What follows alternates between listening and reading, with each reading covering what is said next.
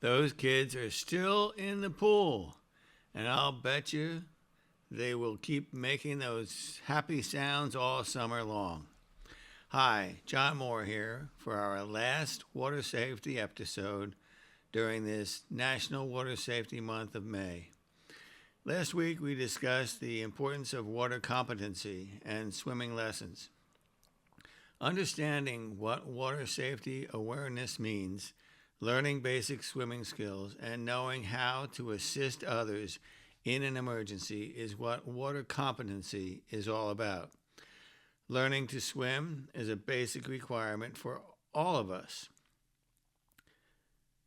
I shared several things to keep in mind when looking for a great Learn to Swim program that is competent, safe, and encouraging for your family. Today, let's dive into the use of life jackets and how to be prepared in the event of an emergency. Because supervision can never be perfect, life jackets can also be an important layer of protection for children who lack water competency or when other layers of protection are not in place.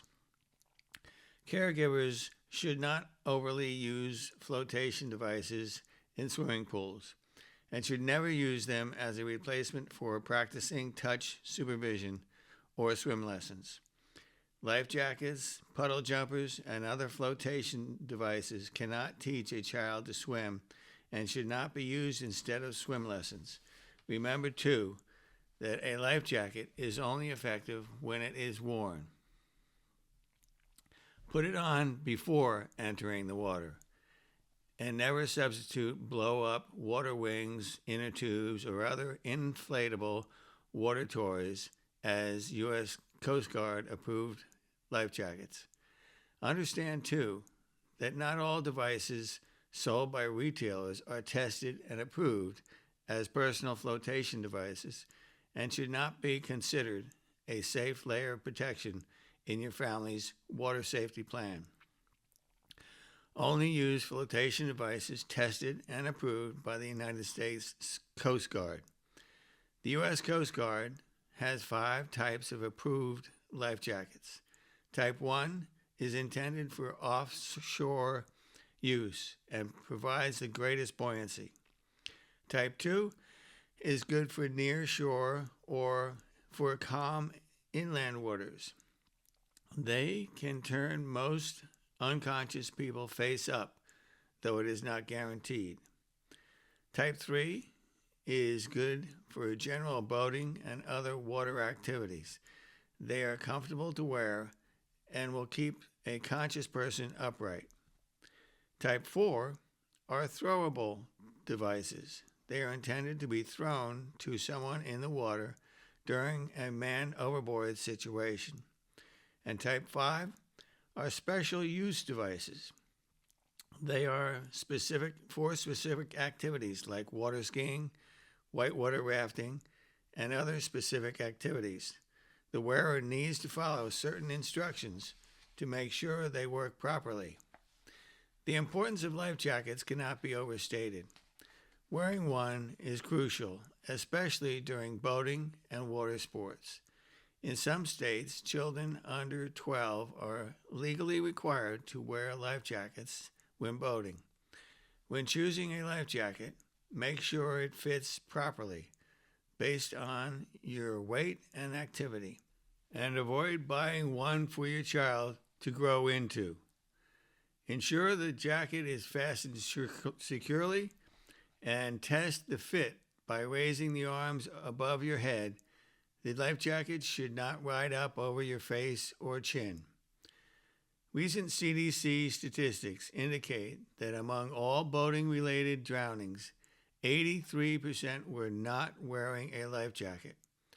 Anyone participating in boating, paddleboarding, or water skiing and other water sports, as well as inexperienced swimmers and young children, should always wear a life jacket. It's particularly important to wear one in open water, especially in areas without lifeguards. In conclusion, wearing a life jacket is a simple yet life-saving decision. Always choose the right life jacket for your activity, ensure proper fit, and adhere to safety guidelines to reduce the risk of drowning. Now let's turn to emergency preparedness. Accidents and unexpected incidents can happen at any time, so it's crucial to be prepared for any situation. Having a clear and a well-constructed emergency preparedness plan can help save lives. Here are some things that can help in an emergency. Post safety signs where they will be clearly visible for all who use the pool. The signs should include pool rules such as no running on the deck and no horseplay. The pool depth should be clearly marked. 911 and other emergency phone calls should be posted along with the home address so it can be quickly relayed to emergency services. Whenever the pool is in use, have a responsible person there who is trained in first aid and CPR.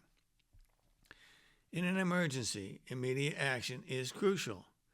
Knowing how to administer first aid and perform CPR with rescue breaths can be the difference between life and death in a drowning situation.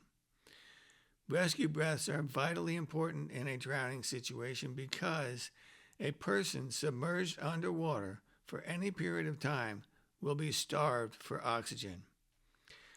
Have a basic first aid kit available with bandages, sterile pads, gloves, and a breathing mask for rescue breaths. Additionally, if possible, an AED would be a good investment. Keep some kind of rescue equipment available on the pool deck at all times, things like a reaching pole or a ring buoy. Be sure to test the water quality often. The sun and heavy use can burn off chemicals quickly. Make sure the electrical filtration system is well grounded and away from the water.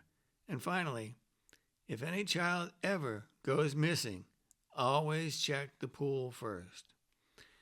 I hope I have provided you with the tools you need to keep your family safe whenever you are in, on, or around the water during the upcoming summer swimming season and beyond. Remember the 5 layers of protection: supervision, barrier fencing and alarms, water competency and swim lessons, life jackets, and emergency preparedness. Thanks for listening. I hope to see you at the Y. Always keep swimming safe.